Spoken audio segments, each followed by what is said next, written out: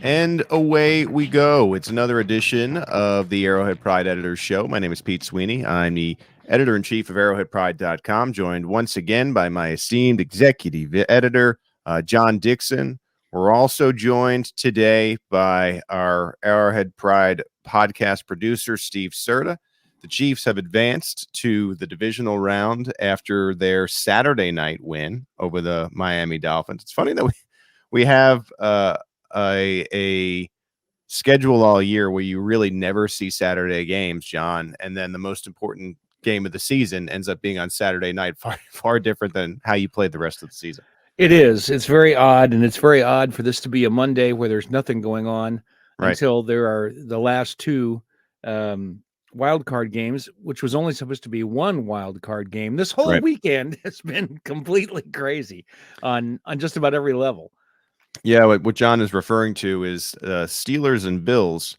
Somehow Kansas City played in minus 30-degree weather, and the Steelers and Bills got the government to move the game. Of course, there was more precipitation in Buffalo. Looks like they got pounded by 2 feet of snow. And as we speak, it's about 11 a.m. on Monday. The Bills are still trying to clear the stadium of snow. This game will take place at 3:30 p.m. Arrowhead time, and it's the final AFC game of the weekend. And so with that in mind, the Chiefs did not have Andy Reid this morning, and usually we'd go over Andy Reid's quotes.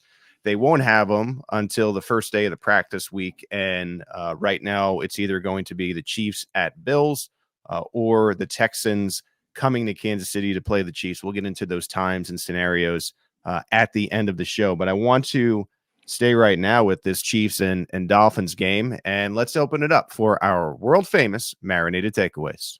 Yeah, it's that time. It's that time for our Marinated Takeaways, our playoff edition. We haven't had wild card Marinated Takeaways in 2 years, so we have them from this game. Everybody's been waiting all this time. It is highly anticipated. The Chiefs win 26-7. Against the Miami Dolphins. We'll start with John and then go to Steve for his first takeaway. John, and I should mention before we get started, this is going to be an expedited show. Like we said, we don't have a ton of media. We don't even know the Chiefs' opponent at this time. So we're just going to review the game with our marinated takeaways, talk a little bit about the schedule, and get you on your merry way here. So, John, let's start it up. Marinated takeaway from Chiefs Dolphins. Well, and since we have this abbreviated show today, I'm going to spend 10 minutes talking about this particular takeaway. No, I'm not. Perfect. Just kidding. Yeah. I'm just kidding. That'd be great. You know, every time the Chiefs play a cold weather game, all the national analysts, sometimes the local analysts too, go out of their way to talk about how this is going to be a game that depends on the running game. And how they're not going to be able to throw the ball because it's slick and it's hard. And then the Chiefs go out with Patrick Mahomes and he starts passing. The game started with 3 consecutive passes. They passed as much as they always do in any Chiefs game. What's the difference? The thing that we haven't really talked about since it first became a reality back in 2016, the Chiefs have a heated field at Arrowhead Stadium. Right. And I think this has played a big factor in all of these January games that have been played there. And when they finished installing it in 2016, it took 3 years to put this thing in, by the way. I started in 2013, finished in 2016. And the thing is enormous. It's a huge investment, and they did it because they knew they were going to be playing a lot of postseason games in January. So I think we should salute the Chiefs for being so forward-thinking and also recognizing that they were going to need this kind of thing to play games in January and play the way that they want to play the games instead of, having to make big concessions because of the weather. And I think that's why teams come in and don't expect it to be – they expect something completely different. And I think Andy Reid touched on that a little bit in his remarks after the game, that he didn't think that the Dolphins believed that Mahomes is going to come in and throw the ball like he did in such cold weather. And I think the field was part of that equation. Well, I was at the coordinator press conference and we were listening to Matt Nagy. And one of the things that jumped out to me is Matt Nagy was asked about how the Chiefs are going to maybe have to run the ball more. And he kind of said, we're going to run it how we do. And normally I think you would say, oh, well, that's coach speak going into the game. It's Right. certainly going to be more run first. And granted, the Chiefs ran the ball a lot, but I think it more so had to do with the way the game was going than an Right. unwillingness to pass the football. So it's a great point. And you don't even think about the idea that the field is heated. How much does that matter when it's negative 100 degrees? I mean, I don't know, but I'm sure you'd rather be on a heated field than one without that feature. So it's a great point. And we did not see Kansas City shy away from throwing the football. In fact, I it almost seemed like Patrick Mahomes wanted to throw the ball around the yard, and he was able to do so with success. Steve, let's go to your first marinated takeaway from this wild card round. Well, first off, you can count me in the group of people who thought they were going to run a little bit more, but instead Patrick Mahomes threw the ball 40 plus times in negative 30-degree weather. They really did both when you look at it. Between Pacheco and Edwards-Helaire, it was a very balanced attack, 31 rushes, but you're right, Mahomes did throw the football 41 times, so more passing than runs. Yeah, I really thought, and Pacheco was super effective early in the game too. So I thought they would lean into that a little bit more in the second half. But Andy Reid loves to throw the ball, and I don't have an issue with it. This is something that Brandon Kiley on Show and BK has really been leaning into, and I think I'm finally there with him. So I'm bringing it to the marinated takeaway table. Rashee Rice is the Chiefs' number one option on offense right now. And I think it's definitive. Like, you talk about that performance in a playoff game in those conditions where he's got 130 yards and a touchdown, another touchdown that was taken off the board because of a penalty. Like, he was the Chiefs' best offensive weapon on the field on Saturday night. And right now I've been talking about it for weeks here on Arrowhead Pride. Like, when are defenses going to catch on to this? When are they going to say, Rice is the number one guy. Rice is the number one option that we have to slow down, not Travis Kelce anymore. And for weeks, I'm like, yeah, I think it's still Kelce. I think it's Rashee Rice now. And, as the Chiefs, I know the Dolphins had so many defensive injuries and were really banged up. And so they didn't have the personnel to match up with the Chiefs really on that side of the ball. But as you move forward here, whether it's the Bills or the Texans or any of these teams throughout the playoffs, if the Chiefs can stay alive and make a run, like, I'd be really interested to see how defenses start playing Rashee Rice, because I think at this point it should be, hey, we need to double team that dude. We need to try to put our top guy on Kelce or bracket him or whatever. And then it's make everybody else beat you. And I think teams still haven't totally caught on to that for whatever reason, even though Rashee Rice has been tremendous over the last 6 weeks or so. Yeah, I don't know who invited you on this show, because that was what I wanted to talk about. Rashee Rice and him being the drag and yak king of the AFC. He broke another record on Saturday night, 130 yards. That's the most a rookie receiver has recorded for the Chiefs in franchise history. We wrote about that both in the newsletter and on arrowheadpride.com if you check out either. In a year for me, like, where he wouldn't necessarily say it at the podium, and Andy Reid wouldn't talk about it at the podium, but you can see it in their angry faces and their frustrated faces, where there has been so much frustration with the pass catchers, with the wideouts. Rice was in the right place at the right time all night long on Saturday, and Mahomes didn't have any problem feeding him the football. And I think it was a year of figuring out who that guy was going to be. Kelce was a little bit slower for injury. Otherwise, I think he looked a lot more fresh, especially at the beginning of this game, having taken last week off. But I just was very, very impressed with Rice, kind of what you were just saying, Steve, but I'll also have some other stuff to add. I thought this stood out from the post-game presser in so many words, and just the way that he could describe it.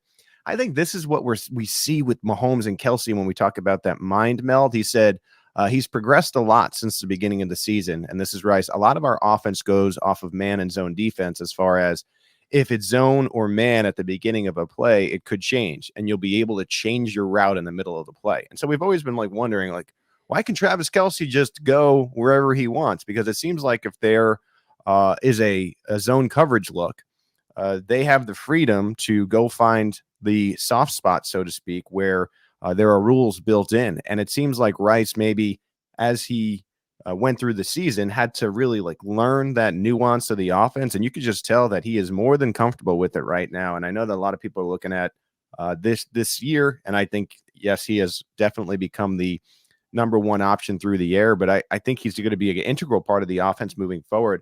I think we all think that the Chiefs are going to bring a number one, quote unquote, wide receiver in from the free agency market. T. Higgins is always a hot name that comes up, but what a number two you have in Rashee Rice, and how much is this going to open things up for Travis Kelce in 2024? Rice also said this after the game. They were in zero blitz coverage a lot of the time. A lot of the time you saw that when they're in zero, Pat is going to get me the ball quickly. It's best for us to get open as fast as we can. Just being able to know how to get open as fast as you can on certain routes. That's all we had to do about that. And the that play where he broke like 3 Dolphins were trying to tackle him and he spins around and somehow it looked like he could maybe even get like an additional 4 yards, but it could have been 10 for all we know if it had gone a little bit differently. So I'm with you.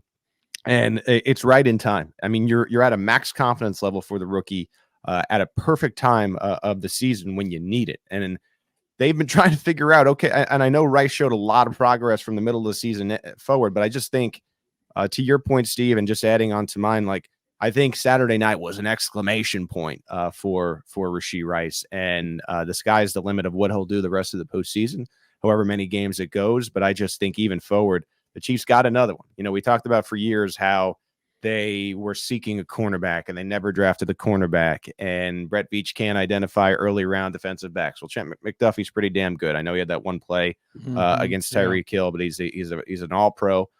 Same thing is said with receivers. And, look, Cornell Powell didn't work out. Sky Moore right now, jury's still out a little bit, but that hasn't gone completely well. But they hit a home run in the second round this year in getting Rashee Rice. John, do you have anything to add before we go to your next point? Yeah, I was just going to go back to Steve's point about they could end up covering Rashee Rice, double covering him and taking him out of the equation. Well, you know what? That's what they used to do with Hill and Kelce. And one of them would always be successful. You double cover Hill, then Kelce gets the work. If you double cover Kelce, then Hill gets the work. So, yes, that could happen, but I'm not really sure that's going to be a big deal, at least not now. Maybe in a year or two, that could be a big deal. But by then, as you've noted, the Chiefs might be able to get another receiver in the mix, and then we're back to the same equation. You cover one guy, then the other guy is going to be successful. So I think you're right, Steve. I think they're going to start paying more attention to Rashee Rice after what he did on Saturday, but I'm just not sure it's going to make all that much difference in terms of what the team can do in the passing game.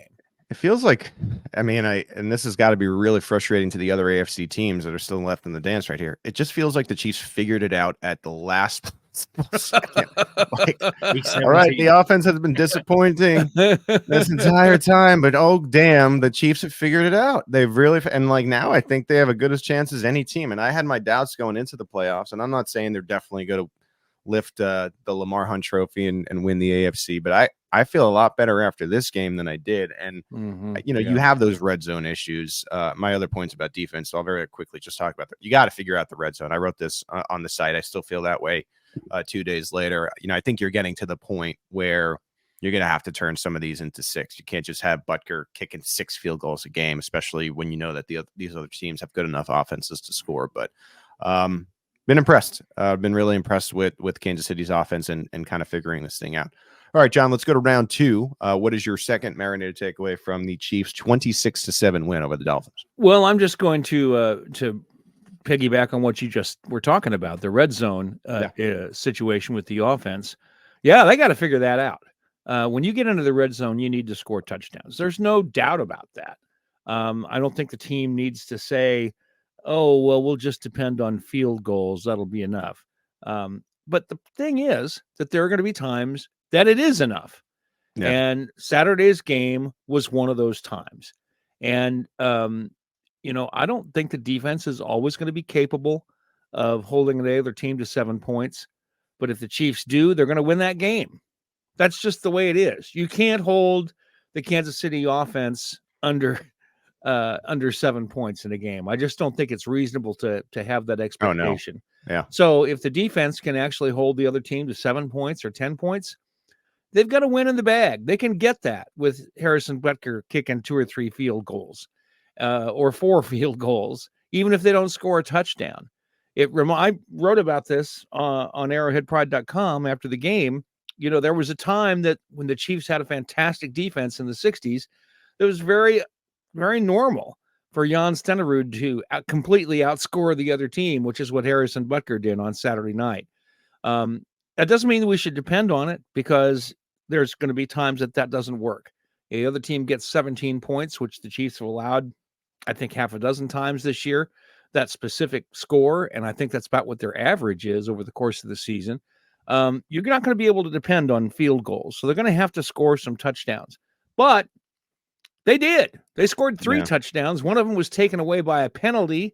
They need to do better in the red zone, but they're already showing signs of doing so. So I think that's a good thing. Yeah, I think they had to be happy with the touchdown at the end of the game. It seemed like it's sort of been the same story, kind of in this last stretch of the season, where the opening script you start to feel really good about. You're like, those are the Chiefs that we remember scoring touchdowns, and then it kind of peters off. But earlier in the year, it seemed like they were stalling out and not a position to kick field goals. At least you're getting points out of it now. I don't think it's sustainable to win a Super Bowl, 2 of 6 in the red zone, especially when you get to Buffalo and Baltimore. Like I said, we'll get into what the schedule is this week here as we go in the postseason. But look, it was enough on Saturday. And I'm about to talk about defense after I let Steve go here. But you're right. I mean, if they go in the 7, it really doesn't matter if they kick field goals. They can get 3 field goals in the game. I mean, I guess, and there's a way to win that way. But anyway, Steve, we'll let you weigh in here with your second take. Yeah, mine kind of has to do with the offense too, and acknowledging the red zone issues. Like, obviously, you want to score touchdowns, and we're used to the Chiefs scoring touchdowns, but I think there's a case to be made that Saturday night was one of their most impressive offensive performances of the season, because this team has had some real lows this season on that side of the ball.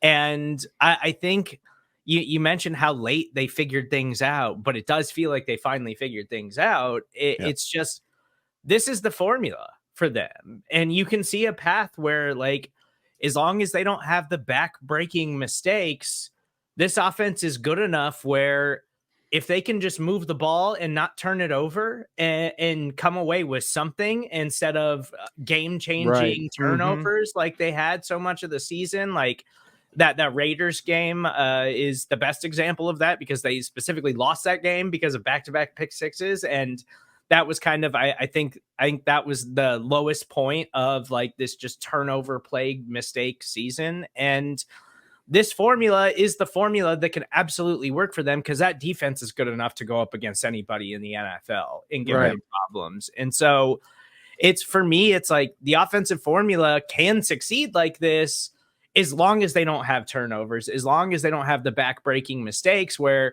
we know exactly who this offense is at this point. They're going to have some ugly penalties. They're going to have some bad drops. They're going to have some frustrating moments. But as long as Patrick Mahomes isn't throwing interceptions, as long as they're not fumbling the football, as long as they're not just fumbling away football contests because of back-breaking turnovers like that, this team can totally win against anybody like this in the playoffs. And it's the first time all season I feel like there's a path to it and a vision that I'm like, okay, I actually feel kind of confident in this now. Yeah, and I think when you hear Patrick, even after the game, double down on just the fact that we're realizing now that, fourth and whatever midfield, I'm okay punting the ball, because it's unlikely the other team is going to score points if you're able to pin them back within their 10-yard line. They got a pretty good punter, and they got a very good defense, and that has kind of struck the offense at this point. Realizing maybe we're not as explosive as we have been in previous years, but it just doesn't matter if you're able to have more points than the other team. I think we get so caught up in the Chiefs need to be scoring 28 points a game. This is ridiculous. They have Patrick Mahomes. They really, how many points they needed the other night? 8. That's all they needed, So, and that goes into my final point about the the defense, and I guess I'm going to be the only one with a defensive point here, but I think for a while we've been waiting, Steve, as you were kind of saying, for the offense to figure it out. And like, what if it's just this? Like, what if it is going to be mostly field goals? If you go to the amount of points that the defense allowed during the year, it was 17.3 points per game. And so it seemed like the other night that they were able to keep that up. I think what I learned about the defense this past week is, well, we knew what they could do in the pass game. And, they did it again. I know that Tyreek was able to get his long touchdown, 53-yarder. And, I think McDuffie was happy to admit he got him there. Terrible throw by Tua. I don't even know how Tyreek, insane play by Tyreek when you talk about how bad the throw was. I mean, it was a terrible throw. And Tyreek just kind of made lemonade out of lemons. But you take, let's say we take that 53-yard touchdown away. He had 4 catches for 9 yards. You look at Jalen Waddle, who's very, very good. 2 catches for 31 yards. But we already knew that. We already knew that about the Dolphins. What concerned me about the Dolphins was this insane 2-headed rushing attack that they have, that pre-snap motion that gets defenses off kilter. And then all of a sudden you have Achane coming around the edge and gashing you for like 45 yards. And so to me, to hold one of the best rushing attacks in the league, you can't argue that. Like one of the best rushing attacks in the league. Mostert had 8 carries for 33 yards. And then Achane, who's been a dangerous weapon, 6 carries for 9 yards. And even in the passing game, Achane only 3 catches for 21 yards. If you're keeping some of these elite players low in yardage, you're going to set yourself up for, like, even if your offense is a little mundane, 17.3 points per game, you're needing 20 points in those games. And you're seeing the Chiefs do it against big time weapons. Like, the Dolphins are an incomplete team and they have work to do. They were hit with a lot of defensive injuries, but they need to kind of figure that out in the offseason in big spots, because they kind of petered out, as the late season came and then into the postseason. Listen to these stats too. The Dolphins didn't convert a 3rd or 4th down attempt until 5:58 left in the 3rd quarter. They were 1 for 12 on 3rd down and 3 for 6 on 4th down. Just an outstanding job. Nick Bolton was excellent. The front was excellent. Chris Jones was upset that George Karlaftis took half of his sack after the game. But they were relentless. And like Tua was confused. I saw that Dan Orlovsky put out that the Chiefs ran about 7 or 8 different fronts. They were misaligning. And then all of a sudden, as the ball was snapped, they would switch from single high to 2 high safeties. Tua was not comfortable. You could tell, I think, in this game, you talk about the cold and going into it, less about maybe how it changed the game plan and how they ran. You could see that the Chiefs were just a little happier to be there than the Dolphins. Like, the Dolphins did not want to be there. When they struggled early, it turned into quicksand for them, exactly how you wanted to attack a team that works out and trains in Florida. And I've just been so impressed with the defense. And I think it's weird because, John, we've been on this podcast in years prior, and I know we've had conversations like this where we would be like, man, if the defense could just be average, this team would win so many games. It's the opposite. And I think the Chiefs are there. I really do. And I think that's a good takeaway. I was pretty sure that they would get knocked out in the AFC part of this playoffs. And now I think there's a method for them to win the tournament. And it's just, can they execute? And to all our points, John, maybe they don't need so many points. And then Steve, on your point, just about, like, if the defense is going to play this well and they've established an offensive identity, maybe they're one of the more complete teams left when you consider a lot of the injuries maybe that you do have in Baltimore and Buffalo. So does anyone have anything to add before we move on to the scheduling part? John, I see. Yeah, I do. I was just going to say that if you're wondering whether or not the Chiefs can really do this or not, then I just ask you to consider this. What if this offense was paired with the defense the Chiefs had when Andy Reid first came to town? Yeah. That you would have, some field goals, but you'd have a guy like Patrick Mahomes who is capable of being the effort guy, like Alex Smith was during his last season in Kansas City. And what a difference it made in the team's offense when Smith was able to do that. And that's what Mahomes is at this point. He's like Alex Smith effort. Yeah. He's a guy who can manage the team and throw the short passes and take what the defense gives him, but also be the guy who can run out to the right when he's under pressure and nail a throw 30 yards downfield and get a touchdown. And that's what Alex Smith was never able to do. That's what Mahomes can still do, while he's gotten back to the kind of a player that Smith was when the team was pretty good and made the playoffs every year. I think though, like if you think about Mahomes and his mentality and maybe his like body language and what he was trying to do in a game like the Jets or the Packers, the Jets was a close call. The Packers, it seemed like he was really like forcing, like, oh, I want the offense to be that. And he's done a really nice job.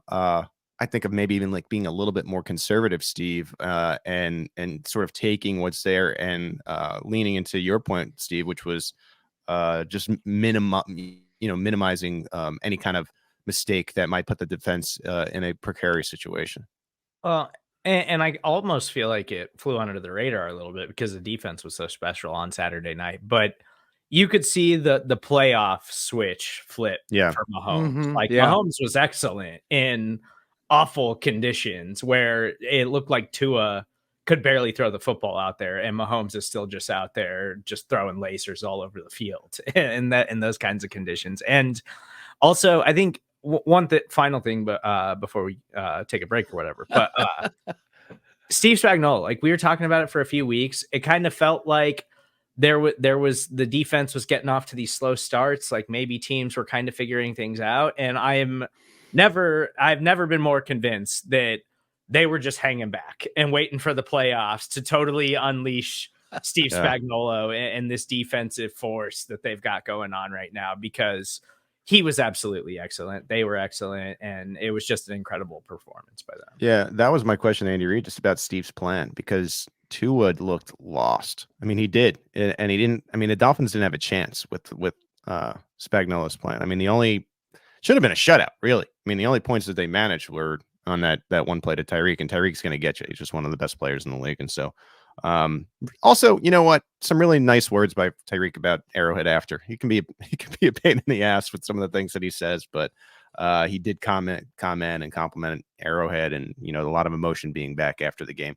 Humbling, probably a humbling experience for Mr. Hill. John, what? I was going to say, just to be an extra marinated takeaway, I'm sorry I didn't think of this before now, but I wouldn't even know this if my wife Terry hadn't been given tickets to the game and was out there and saw this, because it wasn't obvious on TV, but there was a moment where the whole stadium was singing and dancing. And that was something that the team asked to happen. Willie Gay said, hey, tell them up top to play this song so we can, do our thing. Yeah. And Terry said it was an amazing moment to watch the whole stadium do this. And the reason I want to bring this up is because it's obvious the Chiefs are having fun again. Yeah. And I think in the postseason, that is huge. That is enormous.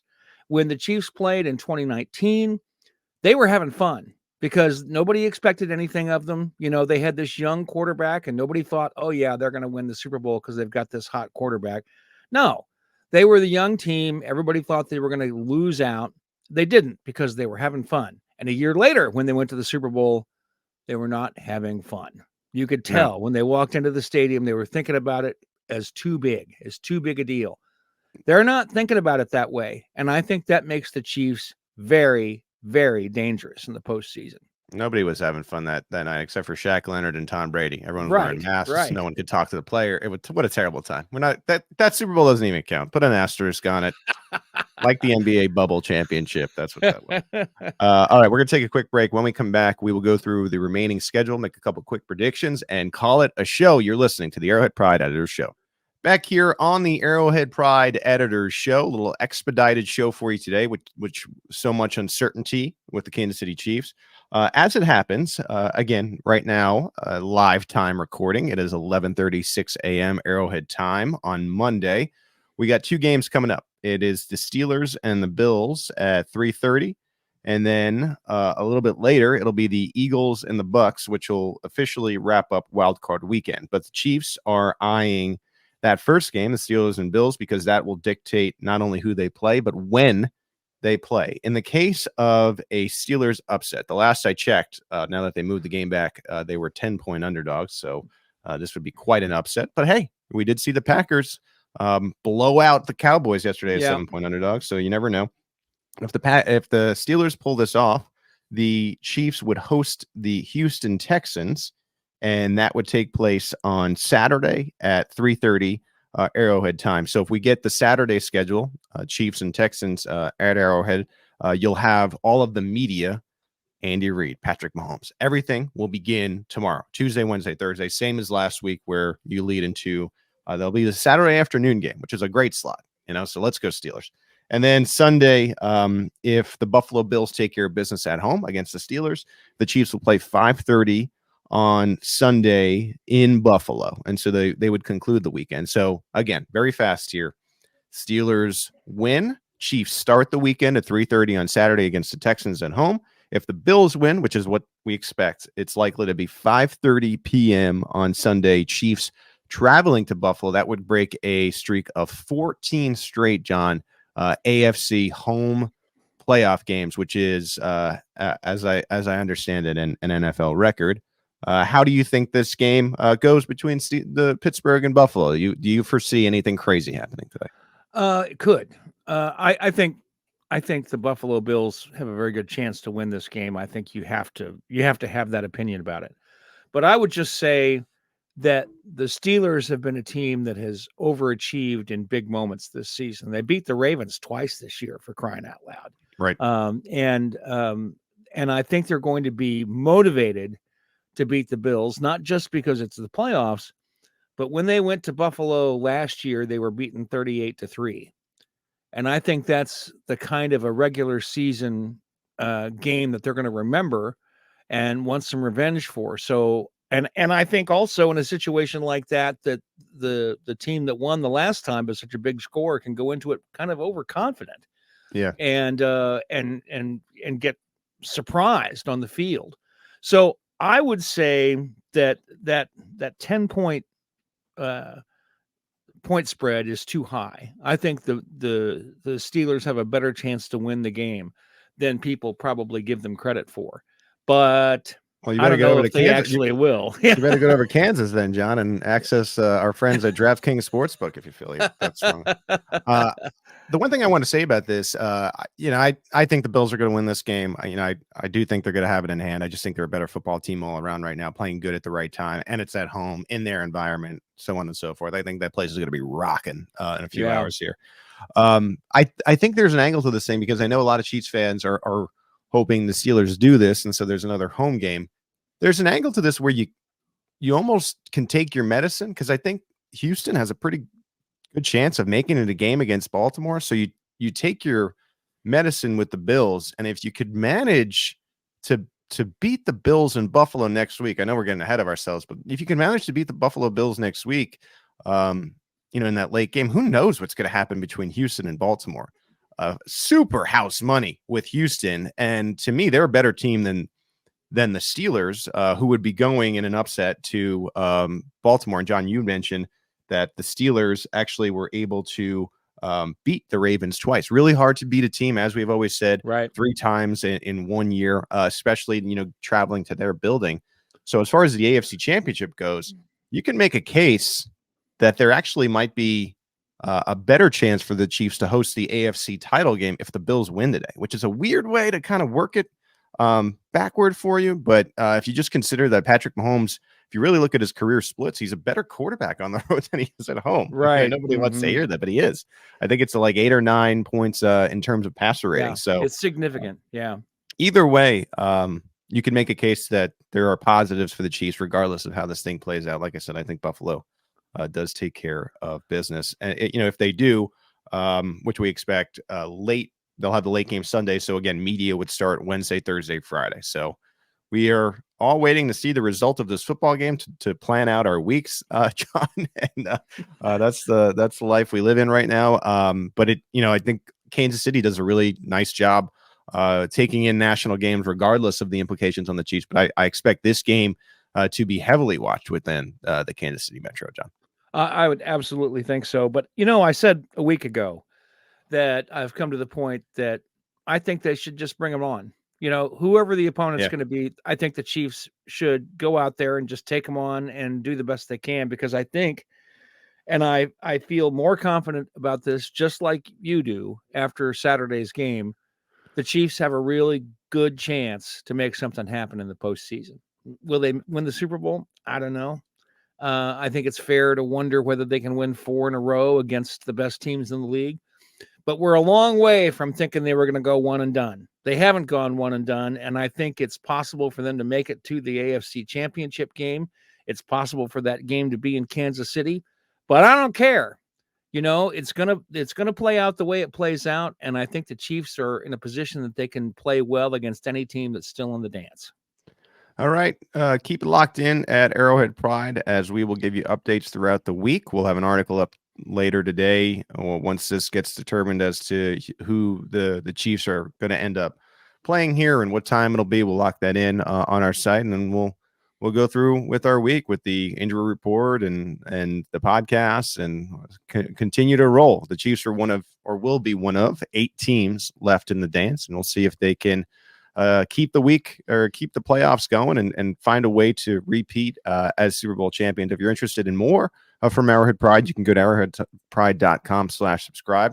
Sign up for a free trial of our Arrowhead Pride Premier newsletter. Thank you to Steve, the podcast producer, for joining us for Marinated Takeaways. Thank you to John Dixon for joining me on this program. You have listened to another edition of the Arrowhead Pride Editor Show.